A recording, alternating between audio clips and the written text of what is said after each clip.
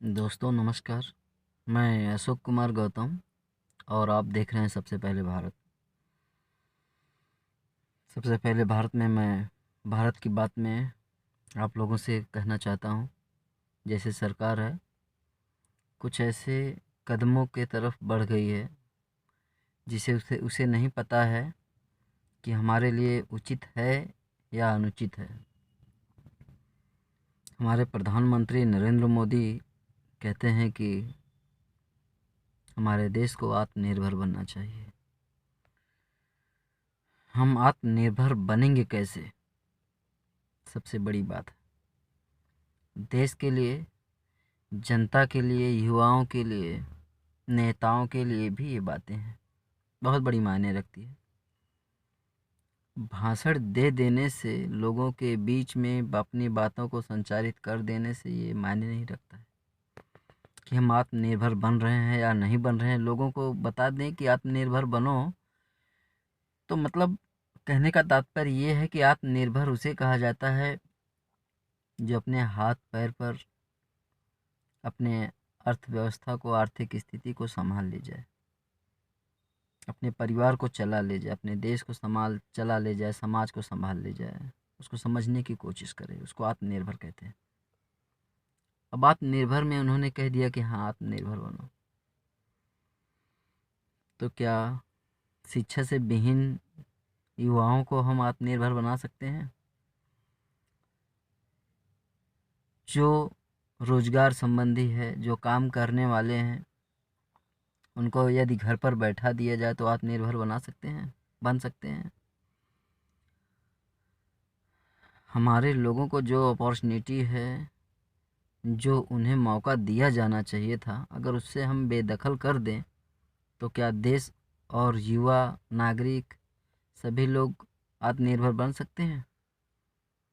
आज corona virus संबंधी जो संक्रमण चल रहा है, इसमें ज़रूरत है हमारे अपने जो आयुर्वेद संबंधी हैं उनको भी मौका देना चाहिए था, लेकिन उनको किसी प्रकार का आज लगभग मार्च से लेकर के मार्च गया, अप्रैल गया, फिर मई गया, जून गया और जुलाई में लगभग 10 दिन निकल गए।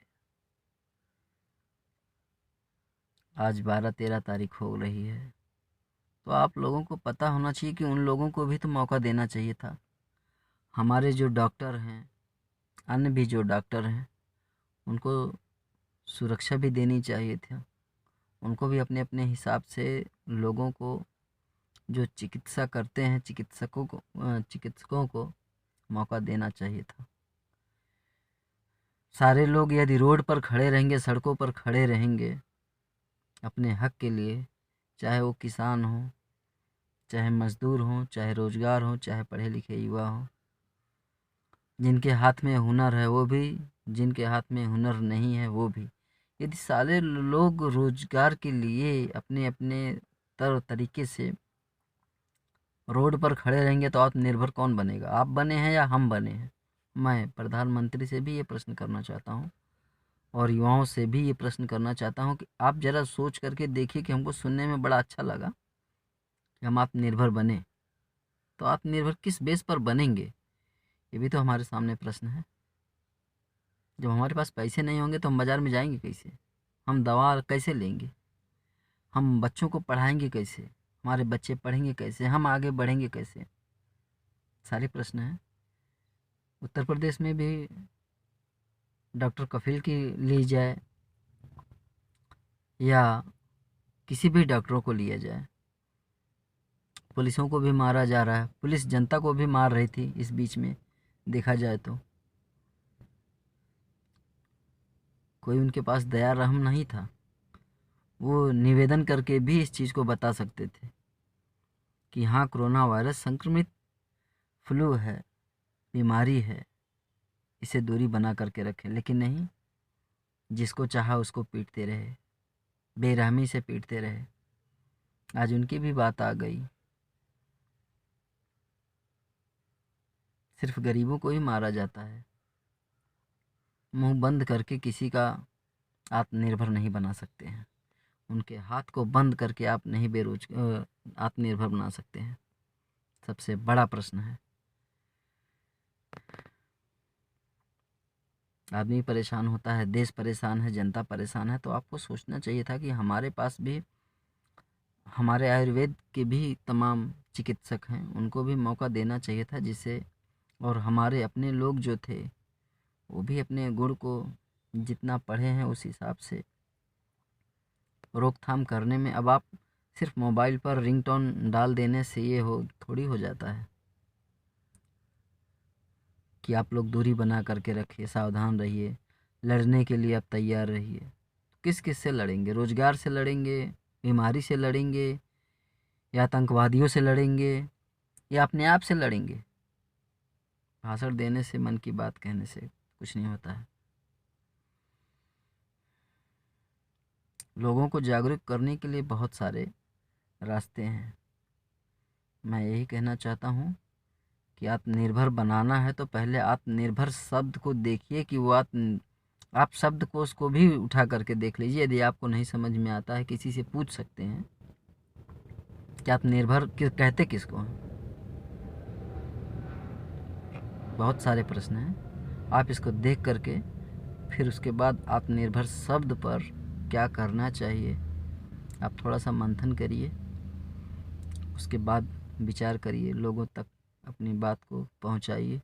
और अपने ही देश के लोगों को, हम जब तक दूसरों से कर्जा लेते रहेंगे तब तक हम आगे नहीं निकल सकते हैं। जब हम कर्ज को लेना बंद कर देंगे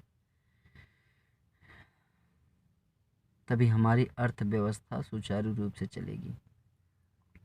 दूसरों के आगे झोला फैलाते रहेंगे, भीख मांगते रहेंगे, तो लोग हमारे आत्मसम्मान को भी उंगली उठाएंगे।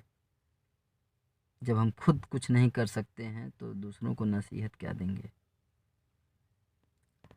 हम अपनी ही जागीर को बेचते रहें, अपनी ही ज़मीर को बेचते रहें, तो आप निर्भर कैसे बनेंगे?